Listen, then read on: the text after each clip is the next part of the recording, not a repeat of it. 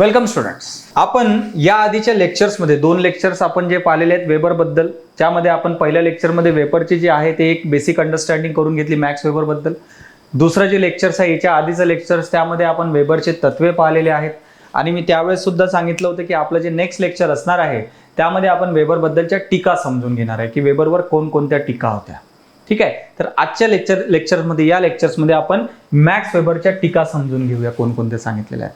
पहा, आपण आतापर्यंत भरपूर थिंकर्स पाहिलेले आहेत आणि प्रत्येक थिंकर आपण सोप्या शब्दामध्ये समजून घेतलेला आहे. तुम्ही जर आधीचे लेक्चर्स पाहिले नसतील थिंकरचे तर ते सुद्धा पहा, तुम्हाला लक्षात येऊन जाईल की आपला पब्लिक ॲडमिनिस्ट्रेशनचा हा सब्जेक्ट ओके किती सिंपल सब्जेक्ट आहे. इवन थिंकर सुद्धा किती सिंपल आहे. कारण काय असते, बरेचसे जे मुलं जे आता ऑप्शनलची तयारी करतात त्यांना असं एक असते की जे ऑप्शनल आहे त्याच्यामधला थिंकरचा जो पार्ट आहे तो थोडासा अवघड आहे असं त्यांना वाटते. इथे तुम्हाला थिंकरचा पार्ट पाहून तुम्हाला लक्षात येईल की बाबा थिंकर जर एवढा सोपा असेल तर बाकीचा पूर्ण पब्लिक ॲडमिनिस्ट्रेशन सब्जेक्ट हा अजून किती सिंपल असणार आहे ते तुम्हाला इथे कळून जाईल.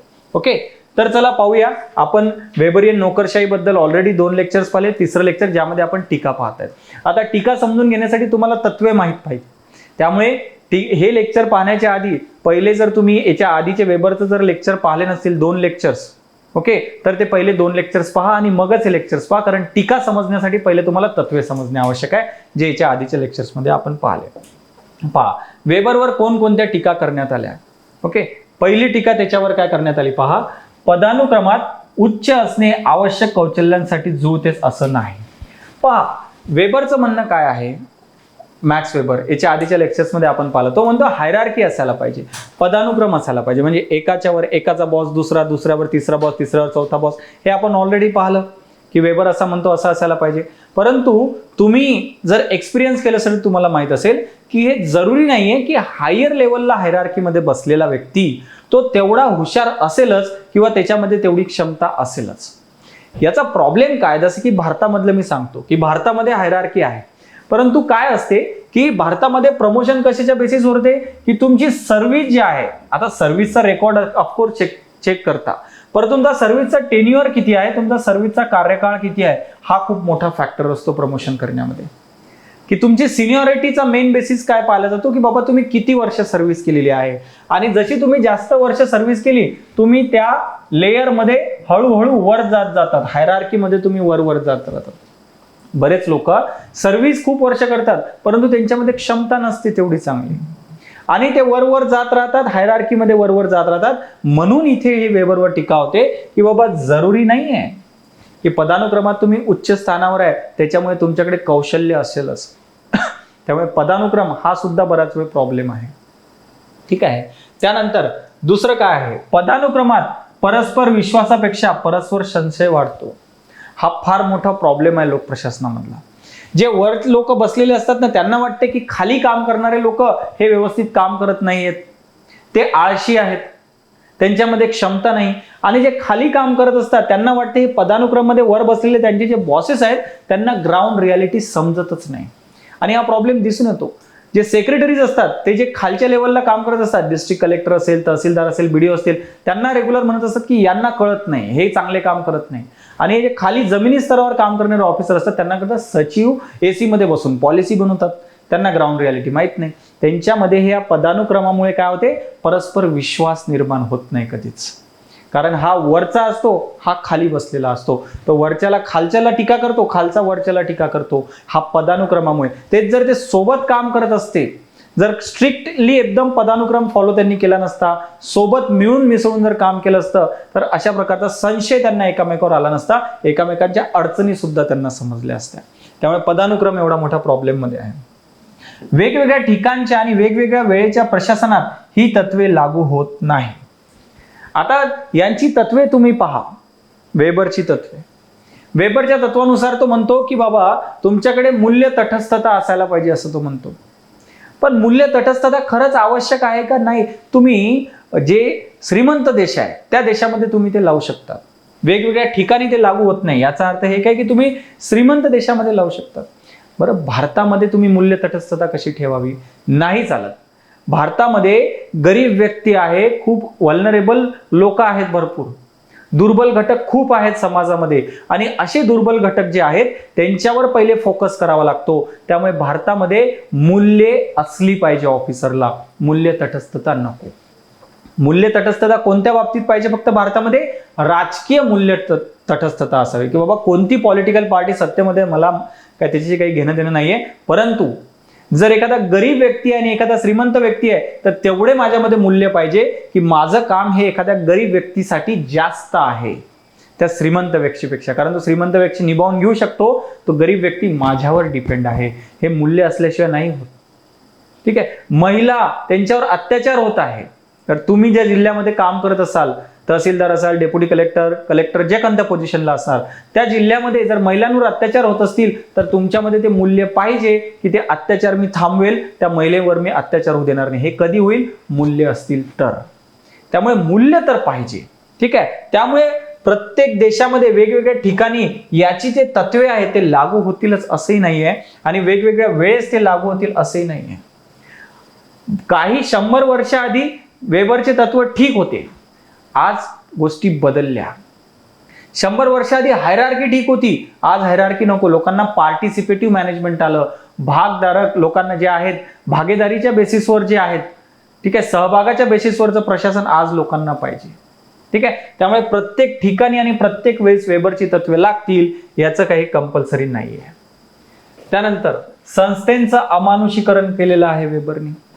वेबरचं जे तत्व आपण याच्या आधीच्या लेक्चरमध्ये पाहिलं, त्यातलं पहिलं तत्व वेबरचं काय होतं की व्यक्तीला महत्व नाहीये, त्याच्या पोझिशनला महत्व आहे. यामुळे तुम्ही अमानुषीकरण करत आहे. तुम्ही कधीही तो व्यक्ती म्हणून तुम्ही कोणालाच पाहत नाही संस्थेमध्ये, तुम्ही फक्त त्या पोझिशनचा म्हणून तो त्याला पाहताय.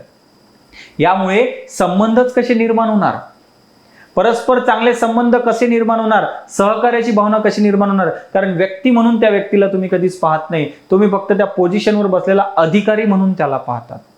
ठीक आहे. त्यामुळे तुम्ही एक जे ह्युमॅनिटी असते एखाद्याबद्दल ती तुम्ही पाहतच नाही. जसं की एखादा व्यक्ती आहे की समजा तुम्ही एका खूप सिनियर पोझिशनला आहे, तुमच्याकडे एखादा ऑफिसर आला, सर माझी ट्रान्सफर माझ्या गावाकडे प्लीज तुम्ही करता का, कारण माझे आई वडील असतात, म्हातारे झालेले आहेत. ठीक आहे. आणि मी त्यांच्यासोबत जर राहिलो तर मी त्यांची काळजी पण घेऊ शकतो, माझी नोकरी पण करू शकतो.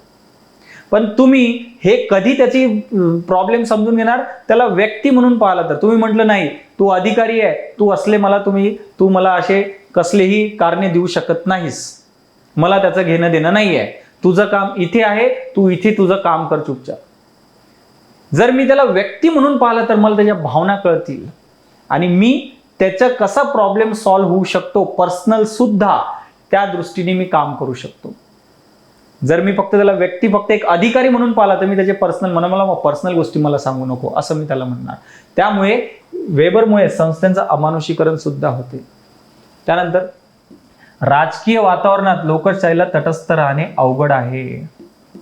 तो पूर्ण तटस्थता राहा म्हणतो, परंतु भारतासारखं तुम्ही राजकीय वातावरणात नोकरशाही तटस्थ राहू शकते. भारत सोडा, बऱ्याचशा कंट्रीजमध्ये नोकरशाहीला कम्प्लिटली राजकारण्यांसोबत काम करावं लागते. राजकारण्यांना धोरण सांगणे नोकरशाहीचं काम आहे. ते धोरण सांगण्यासाठी पण राजकारण सुद्धा समजून घ्यावं लागते.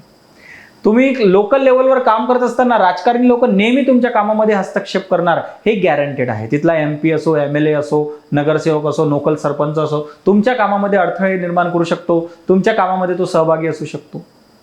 ठीक आहे. कधी कधी तुम्हाला त्यांच्या सोबत राहून कामं करून घ्यावे लागतात, चांगले कामं. त्यामुळे अशा राजकीय वातावरणात तुम्ही कम्प्लिटली राजकारणाच्या बाबतीत तटस्थ असणे फार अवघड गोष्ट आहे.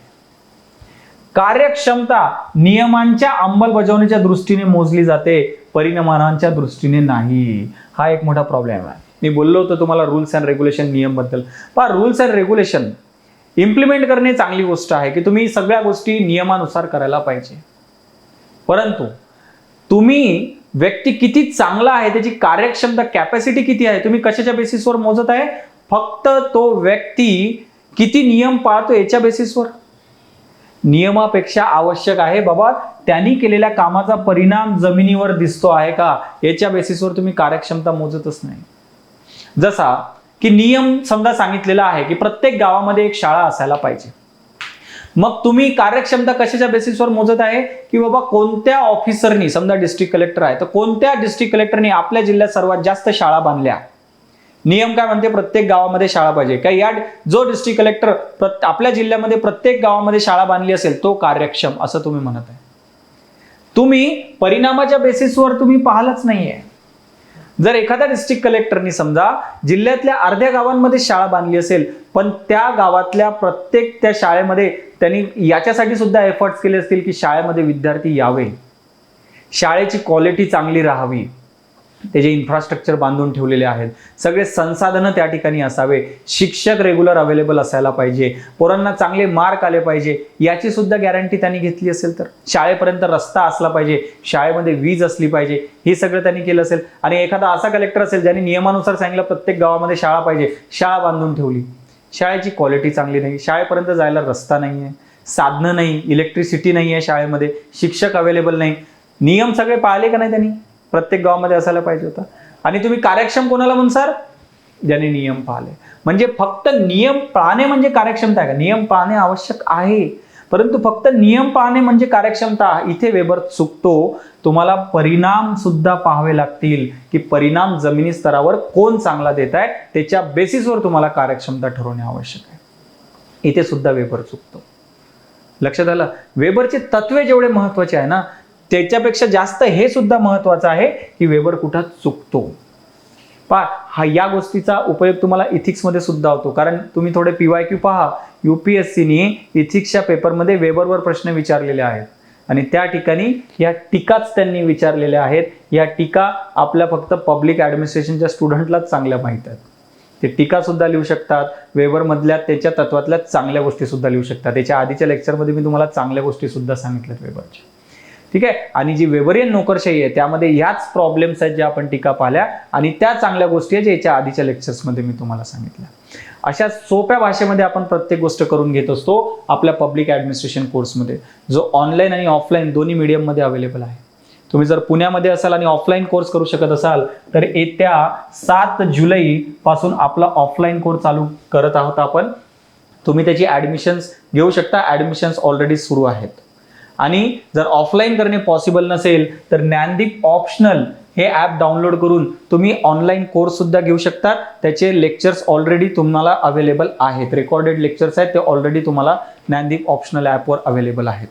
ठीक आहे. तिथे तुम्ही तो कोर्स घेऊ शकता. फक्त तुम्हाला ॲप डाउनलोड करायचा आहे, पब्लिक ॲडमिनिस्ट्रेशन कोर्स सिलेक्ट करायचा आहे, इंग्लिश किंवा मराठी कोणता कोर्स घ्यायचा ते सिलेक्ट करायचं आहे. कारण कोर्स इंग्लिशमध्ये सुद्धा आहे आणि मराठीमध्ये सुद्धा आहे. तुम्ही दोनपैकी तुम्हाला वाटेल तसा कोर्स घेऊ शकतात, ज्यामध्ये रेकॉर्डेड लेक्चर्स पण आहेत, चांगले PDFs पण आहेत. Okay. Mentorship, answer writing, test series सगळ्या गोष्टी आहेत, जे ऑनलाईन आणि ऑफलाईन दोन्ही मोडमध्ये आपण देतो. ओके. तर हा झाला वेबर. याच्या पुढच्या लेक्चर्समध्ये जो नवीन दुसरा थिंकर आहे सायमन, हर्बर्ट सायमन, त्याच्याबद्दल आपण समजून घेऊया. भेटूया नेक्स्ट लेक्चरला. थँक्यू.